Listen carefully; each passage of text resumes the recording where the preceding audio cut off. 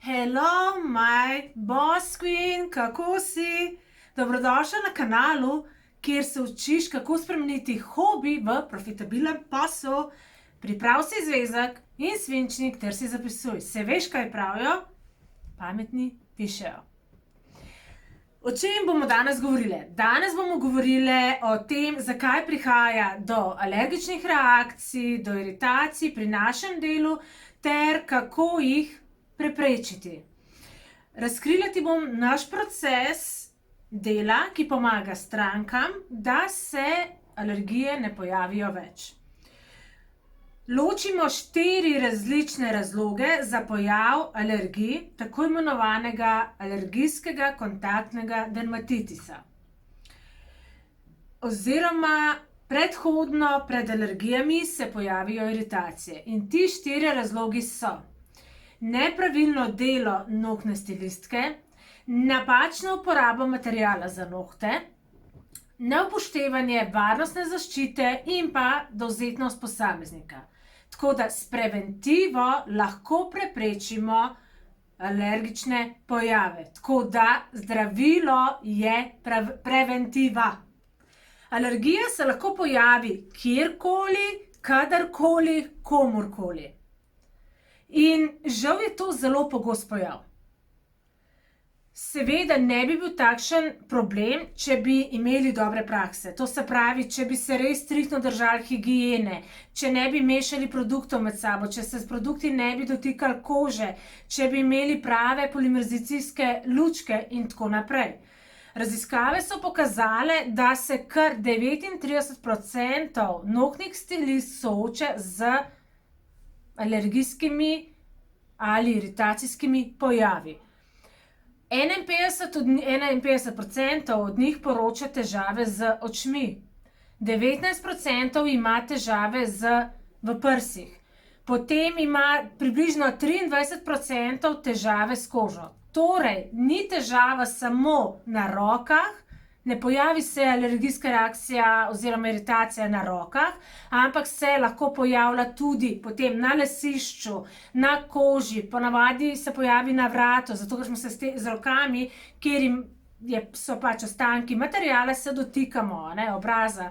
Potem seveda imamo pa tudi težave z dihalnimi potmi, z očmi in tako naprej. Tako da to je res pereč problem. Samo 10% se jih zaščiti z očali in samo 25% dela razgibalne vaje, kar pa je druga problematika. Tako da očala, prave rokavice, prava maska so nujna preventivna zaščitna oprema.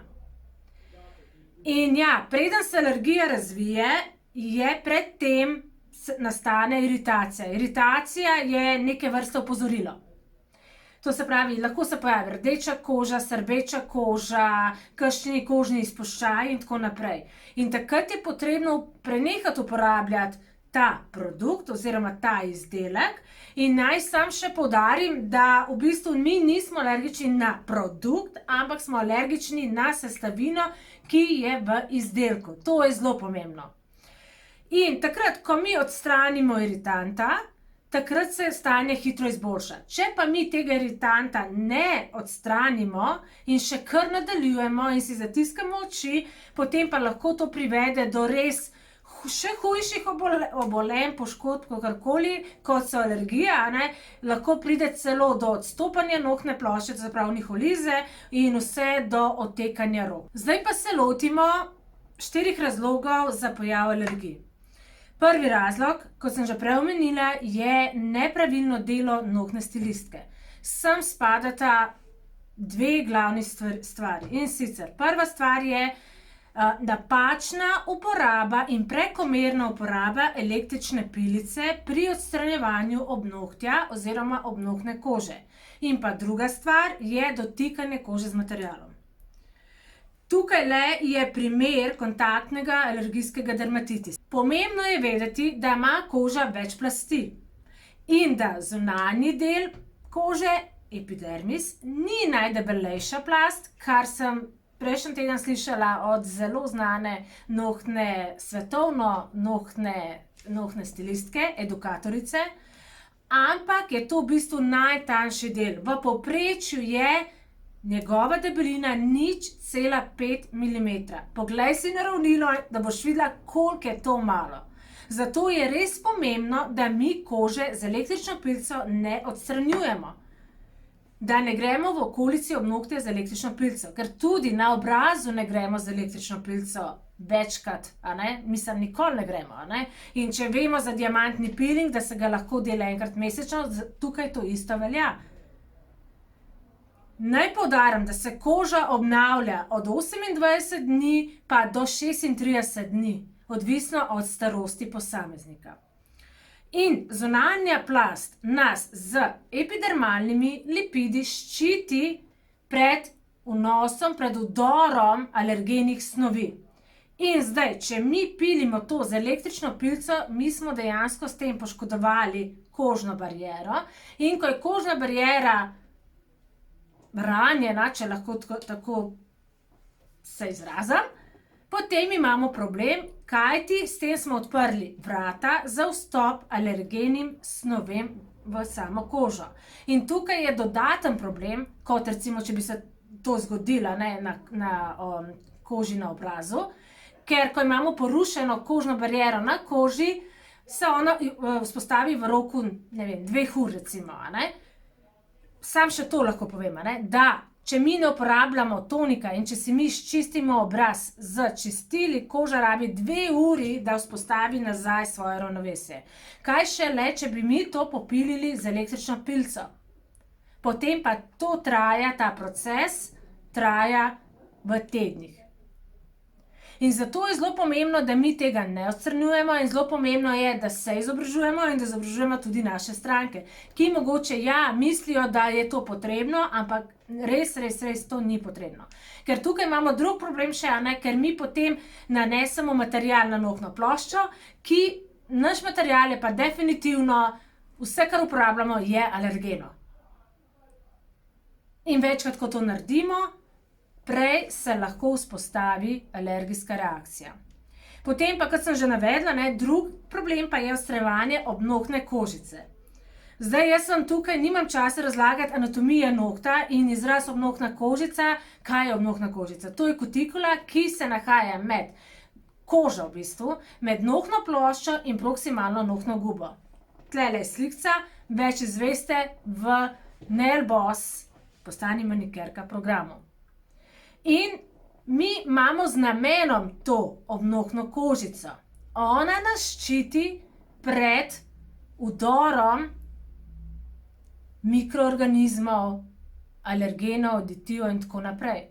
In s tem, ko jo mi agresivno odstranjujemo, pa to je lahko tudi s potiskavcem, pa z rezanjem, seveda je pa to bolj nevarno, kadar mi uporabljamo električno pilico, takrat pa mi dejansko hitrejše in bolj učinkovito odpremo vrata dejansko, mi ta ščit odpremo in takrat so vrata odprta za vdor mikroorganizmov in ostalih dražilnih snovi. Zato je res potrebno se izučiti, kako na pravilen način odstranimo odvečno obnohtno kožico. Naslednji razlog je razlog napačne uporabe materiala za nohte. Pogoste alergične reakcije nastanejo zaradi mešanja različnih dodatkov v gele ali pa v akril.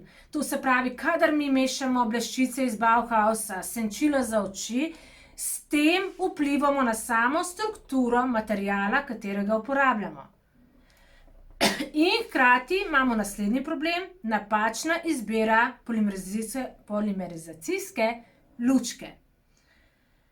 S tem, ko smo mi vmešali v material različne produkte, dodatke, smo spremenili kemijsko strukturo in ko je kemijska struktura drugačna, spremenjena, se polimerizacija ne more izvršiti do konca.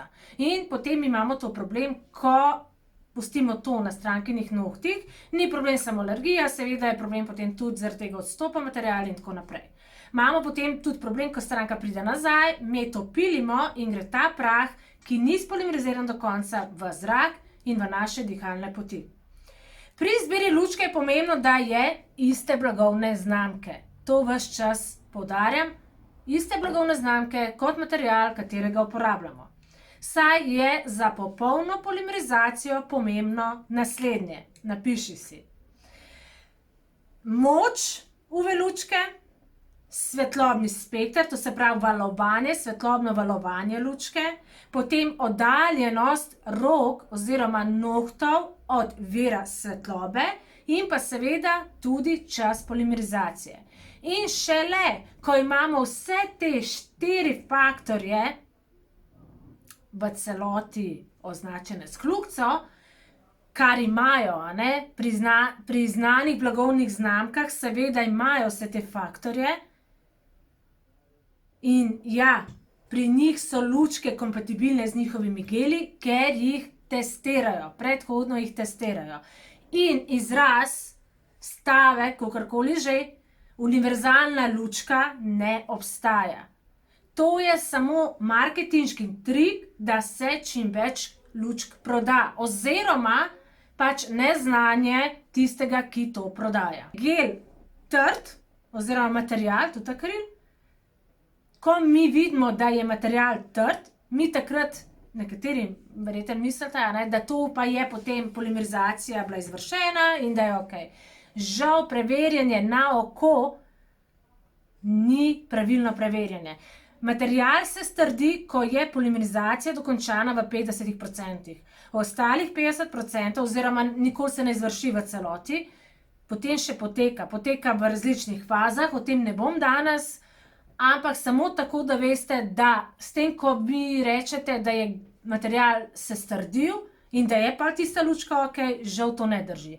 Trd je pri 50%, 50% je še nedovršene polimerizacije in čim je nedovršena polimerizacija, pomeni, da nimamo polimerov, ampak imamo monomerje, ki pa so alergeni in s tem, ko jih pustimo na rokah z nedokončano polimerizacijo, povzročamo alergijsko reakcijo, hkrati pa povzročamo tudi sebi škodo, ker ta stranka bo prišla nazaj in bomo mi ta nepolimeriziran material pili le stran. Nealergen material bomo pili le stran. In bodo hlapi in droben prah prišel v naše dihalne poti in bomo imeli težave z dihanjem.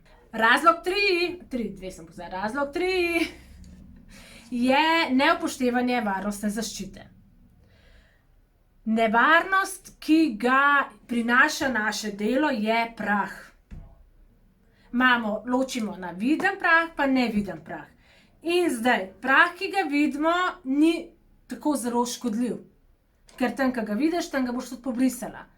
In prah, ki ga pa ne vidimo, pa kroži po zraku in ga mi vdihavamo.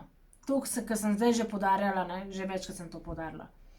Velikost delcev prahu je ocenjena nekje od 0,8 do 1,6 mm. To se pravi, zelo majhni delčki so to. In se nalagajo na naše bronhije. In zato imajo lahko nohtne stilistke težave z dihanjem, z nosom, z bronhiji, s pljuči in tako naprej.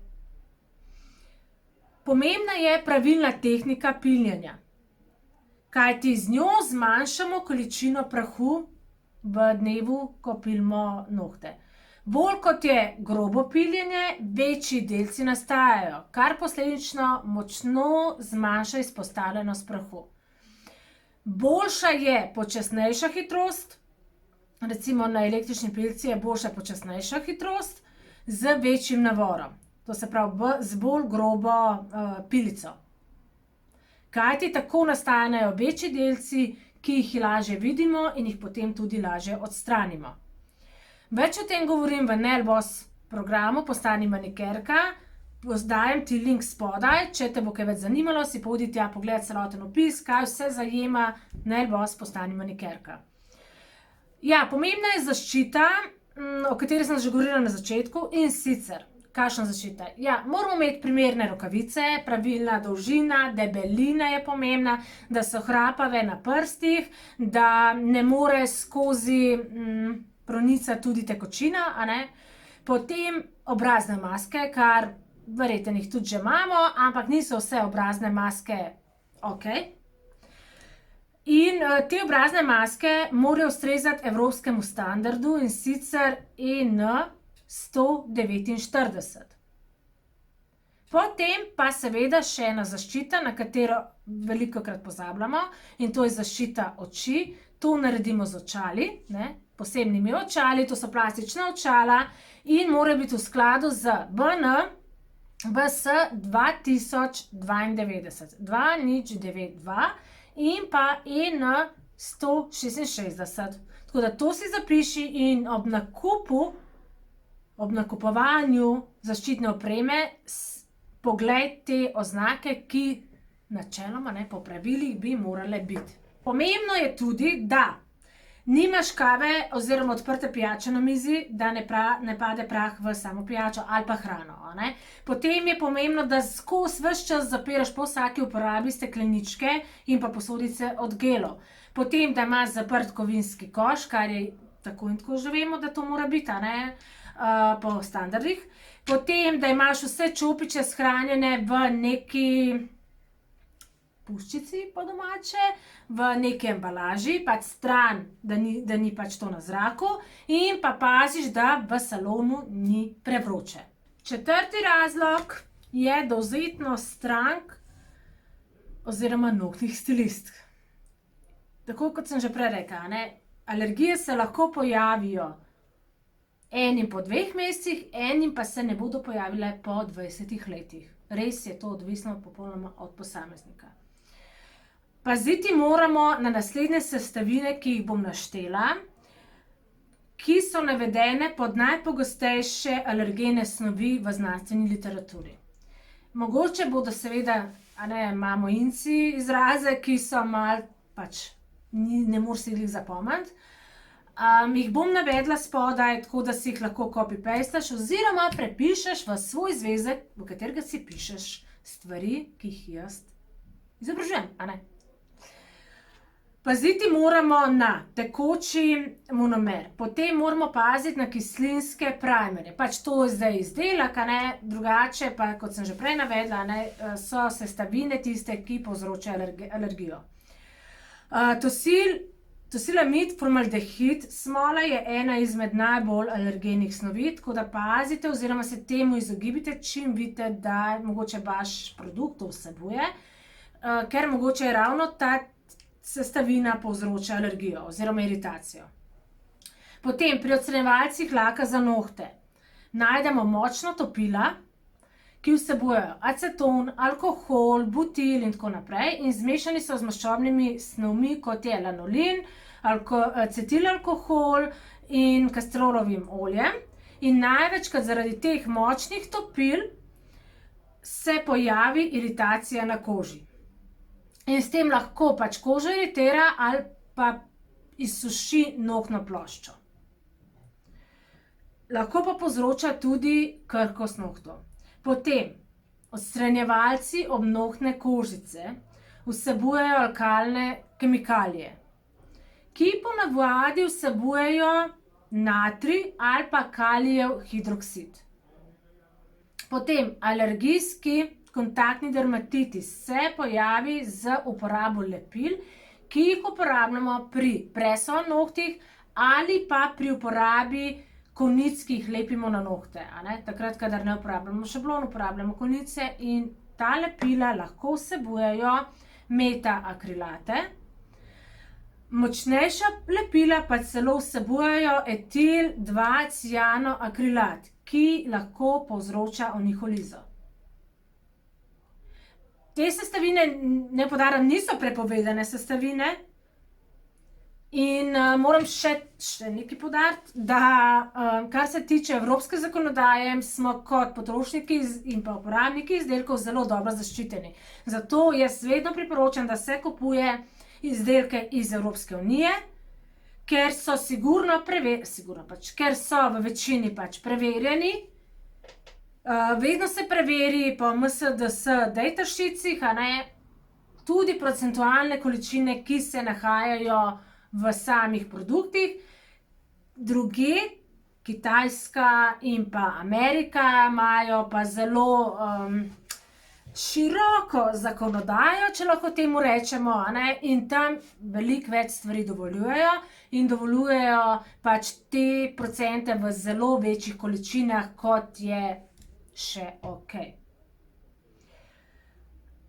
Kaj še? Metaakrilatni estri kislin povzročajo alergijske reakcije. Potem alergena sta tudi benzoil, peroksid in hidrokinon. Hidrokinon je, kot je meni znano, v Evropi itak prepovedan, ampak še vedno ga najdeš, tudi pri negi kože, kar je kar problem, ker gre za belilno sredstvo, ki včasih odvzame v celoti uniči pigmenta.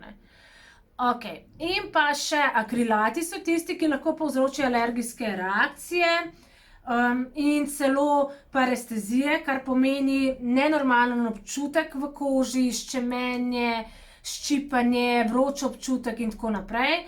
In včasih se celo zgodi, da povzročijo akrilati tudi dejansko izgubo nohta. Okej, kako pa zdravimo alergije? Žal imam slabo novico, alergij se ne da pozdraviti. Torej, oči na peclje, ko vidimo iritacijo, kajti to so prvi znaki do nastanka alergij. So seveda kreme in tako naprej, ki olajšajo zadevo, ampak da bi se alergija v celoti pozdravila, pač žal to ne gre. In največje zdravilo je, kot sem že prej rekla na začetku, preventiva. Tako da, prišli smo do zaključka. Kaj smo se danes naučili? Ja, naučili smo se, kako preventivno ukrepati pred alergijskimi reakcijami, to se pravi, da ne smemo mešati produktov, da ne smemo uporabljati univerzalne UV lučke oziroma LED lučke, da uporabljamo vedno vse od iste blagovne znamke, da pazimo na lastno zaščito, to se pravi s pravimi rokavicami, z očali in pa z masko, in da se, če se le da, izogibamo alergenim snovem. Seveda v našem poslu je pač to nemogoče, ne obstajajo naravne sestavine za lake kljub marketinškim prodajnim elementom. Tako da vse je alergeno, vendar dajmo se izogibati, ne rezati obnohtne kožice stran, ne z električno pilico odstranjevati kože v obnohtnih kanalih. To je vse agresivna manikira, ki ni okej, ker s tem odpiramo vrata alergenim snovem. In tako postajamo bližje alergijam. Tako da, imam presenečenje za vas. Spodaj vam bom dala še PDF, kjer sem zbrala nekaj najpogostejših poškodb oziroma infekcij, ki se pojavljajo na nohtih, to se pravi, pišemo psevdomonas, to se pravi zelen noht, da veš, zakaj nastane, zakaj pride do zelenega nohta, potem o onkofagiji, o glivicah, o prečnih brazdah in pa o luskavici. Tako da zlovdi si, tukaj ima spodaj, da se še kaj več naučiš, da boš lažje dočakala naslednji teden, ko bo nov video. In ja, hvala lepa za ogled in če se ti je zdel današnji video poučen, ga deli z ostalimi, daj mi spodaj kakšen komentar, vprašanje, z veseljem odgovorim in ne pozabi se tukaj še subscribati na kanal moj, da te opomnim, da vsako sredo prihaja nov video. In kaj sledi naslednji teden? Naslednji teden gremo bolj lahkotnimi temami in sicer bomo delali praznični nail art. Hitri praznični nail art, ker jaz sem ful rada hitre stvari, to se pravi, da na hitro nekaj narišem, ne nekaj, kar ful dolgo časa traja. Imejte se lepo in skupaj spilimo prihodnost. Čau!